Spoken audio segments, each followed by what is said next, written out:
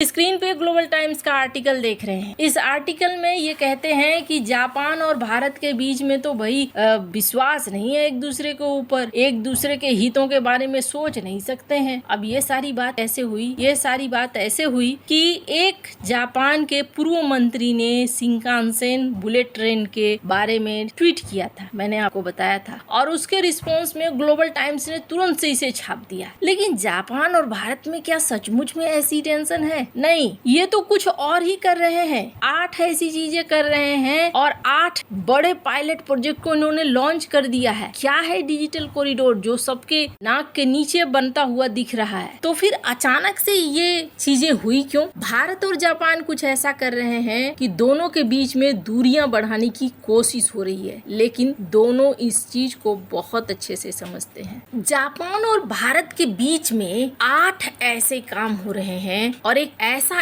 Action launch किया है Japan ने जो गेम चेंजर है, और ये चीज बर्दाश्त नहीं हो रही है कई देशों से। जानेंगे क्या 8 चीजें दोनों मिलकर कर रहे हैं और ये सबसे बड़ा बदलाव ला रहा है। और सबसे बड़ी बात, क्या ताइवान को भी भारत ब्रह्मोस बेच सकता है? अब ऐसी बातें क्यों हो रही है? जियोपॉलिटिक्स में बहुत कुछ चल रहा है, हमेशा की तरह जानने को मिलेगा बहुत कुछ। आइए जानते हैं इन खबरों को विस्तार से। ये जो पूरी कहानी देख रहे हैं ना, ईरान, अमेरिका और इजराइल के बीच में, और इसका केंद्र कहाँ पे है? इसका टारगेट और इसका केंद्र कहीं न कहीं चाइना है। अमेरिका इस चीज को जानता है कि सबसे पहले चाइना की इकोनॉमी को रोको, लेकिन क्या ये सारा कुछ इतना आसान है? इतना आसान नहीं है। स्क्रीन पर एक आर्टिकल देखिए। इस आर्टिकल में क्या कहा जा रहा है? इसमें कहा जा रहा है कि जिस तरीके से यूरोप की नाटो में एक परमाणु प्रतिरोधक व्यवस्था थी, इसका क्या मतलब है? यूरोप में कई जगहों पर न्यूक्लियर मिसाइलों को तैनात करने की सुविधा है नाटो देशों के बेस में। तो इनका कहना है कि जिस तरीके से यूरोप में नाटो ने अपनी भूमिका निभाई और न्यूक्लियर क्षमताओं को विकसित किया, उसी तरीके से इंडो पैसिफिक में भी एक न्यूक्लियर अलायंस बनना चाहिए। इस आर्टिकल में ये कहा जा रहा है कि चाइना तेजी से अपने परमाणु हथियारों और मिसाइलों की ताकत को बढ़ा रहा है। साथ ही उत्तर कोरिया और रूस भी इस क्षेत्र में रणनीतिक चुनौती बने हुए हैं। ऑकूस, क्वाड या पैसिफिक डिफेंस पैक्ट सहयोग तो बढ़ाते हैं, लेकिन इसमें वो बात नहीं है। अगर हमें चाहिए कि चाइना को काउंटर करना है तो न्यूक्लियर डिटरेंस करना होगा, एक ढांचा बनाना होगा। नाटो के सदस्य देशों को अमेरिकी परमाणु सुरक्षा गारंटी मिलने से रूस के खिलाफ वो ताकतवर बने। इसी मॉडल को इंडो पैसिफिक में अपनाना होगा। और कौन कौन इसमें शामिल हो सकता है? इस आर्टिकल में एक मजेदार बात है, इसमें जापान, दक्षिण कोरिया, ऑस्ट्रेलिया और कई प्रमुख अमेरिकी सहयोगी, लेकिन इसमें भारत का उल्लेख नहीं है। इंडो पैसिफिक में हम कहते हैं कि भारत के बिना तो काम ही नहीं चलेगा, लेकिन इस आर्टिकल में भारत का नाम नहीं लिया जा रहा है। क्यों? भारत पहले से ही खुद एक परमाणु सशस्त्र देश है और भारत रणनीतिक स्वायत्ता रखता है। भारत किसी भी तरह के गठबंधन में शामिल नहीं होना चाहता है। हालांकि आपको बता दूं, ये सिर्फ एक विचार है। नाटो ने अभी तक ऐसा कुछ प्लान नहीं किया है, लेकिन ताइवान उनकी सबसे बड़ी कमजोरी है और ताइवान का कहना है कि हाल फिलहाल में चाइनीज मिलिट्री की एक्टिविटी उनके इलाके में बहुत तेजी से बढ़ रही है। हालांकि चाइना कल को क्या करेगा किसी को कुछ पता नहीं है। ये भी नहीं पता कि आगे बढ़कर कहीं एक्शन न ले ले। पर इन सब में एक सवाल ये भी आ रहा है कि भारत तो इंडो पैसिफिक में सबको बेच रहा है ब्रह्मोस। भारत के ताइवान के साथ बड़े अच्छे रिश्ते हैं और कई उद्योग भी दोनों देश मिलकर आगे बढ़ा रहे हैं। तो भारत ऐसा क्यों नहीं करता है कि भारत बेच दे ब्रह्मोस मिसाइल को? वैसे ये आसान नहीं होने वाला है। और इसके पीछे क्या कारण है? इसके पीछे कारण है ब्रह्मोस का विकास भारत के डीआरडीओ और रूस के एनपीओ ने मिलकर किया है। और भारत किसको एक्सपोर्ट करेगा किसको नहीं, इसमें रूस की भी सहमति जरूरी मानी जाती है। ब्रह्मोस जैसी तेज सुपरसोनिक एंटीशिप मिसाइल किसी भी संभावित चीनी नौसैनिक अभियान के लिए चुनौती बन सकती है, क्योंकि उसकी स्पीड और कम ऊंचाई पर उड़ान उसे रोकना कठिन बनाता है। ताइवान के पास पहले से ही अपनी स्वदेशी हुआंगफेंग 3 है, सुपरसोनिक एंटीशिप मिसाइल है, और वह अमेरिकी हार्पून मिसाइलों के साथ अपनी रक्षा को मजबूत कर रहा है। भारत ताइवान के बजाय दक्षिण पूर्व एशिया के साझेदार देशों को ब्रह्मोस बेच रहा है। हाल के सालों में फिलीपींस को ब्रह्मोस दिया गया, वियतनाम के साथ समझौते की पुष्टि हो गई और इंडोनेशिया के साथ भी ये प्रक्रिया आगे बढ़ रहा है। लेकिन ताइवान को अगर देने जाएगा तो रूस कभी भी हामी नहीं भरेगा, क्योंकि जिस तरीके से रूस रूस और चाइना की दोस्ती है, ऐसे में मुश्किल होगी। तो फिर आगे भारत के लिए भी तो ऐसा सीन हो सकता है, कभी भारत चाइना में लड़ाई हो तो रूस, हाँ जी बिल्कुल, रूस चुपचाप हो जाएगा, मजबूरी भी है उसकी। और ये बात सिर्फ सिद्धांतों की नहीं होती है, भूखे पेट भजन न होइए गोपाला। रूस की जो हालत है, रूस अपनी इकोनॉमी को बचाने के लिए ऐसा नहीं है कि चाइना से भिड़ जाएगा भारत के लिए। तो ऐसा समय अगर आता है तो रूस चुपचाप हो जाएगा। ऐसे में भारत अपने लिए कुछ और चीजें तय कर रहा है। अभी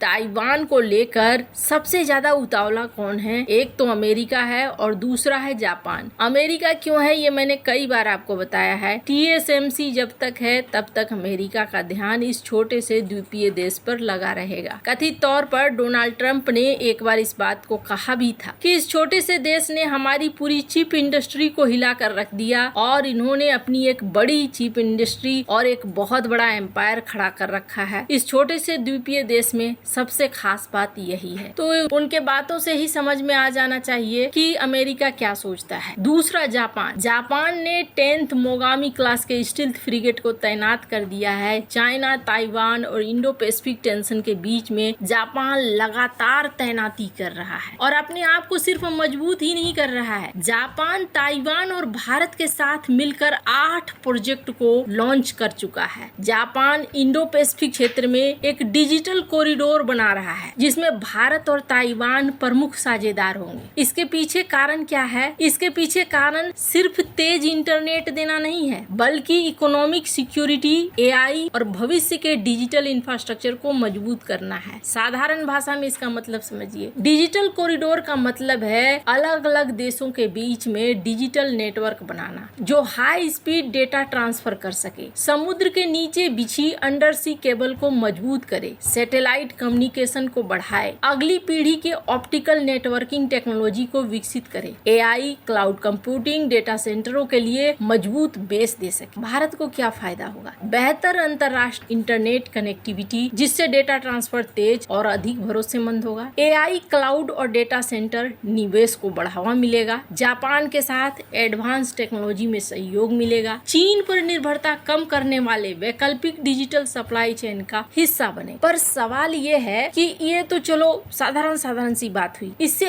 और सैन्य फायदा क्या हो? पहली बात, ये कोई छोटी चीज नहीं है। Free and open Indo Pacific रणनीति के तहत भारत, ताइवान कई साझेदारों के साथ सुरक्षित डिजिटल नेटवर्क बनाना चाहता है। और सबसे खास ये है, आज के डेट में अंडर सी केबल बनाकर एक पूरी जाल बिछाई जा रही है या बिछाने की कोशिश हो रही है जिससे कि समंदर में सबमरीन्स की गतिविधियों को भी ट्रैक किया जा सके। और ये बहुत ज्यादा महत्वपूर्ण है। कभी अगर भविष्य में लड़ाई छिड़ती है इंडो पैसिफिक में तो फिर देखने को मिलेगा ये केबल्स और ये पूरा नेटवर्क बहुत बढ़िया भूमिका निभाएगा। वैसे आपको क्या लगता है? इन सब मामले में आपकी क्या राय है? कमेंट कर जरूर बताएं। जल्द मिलते हैं अगले वीडियो में नई खबर के साथ।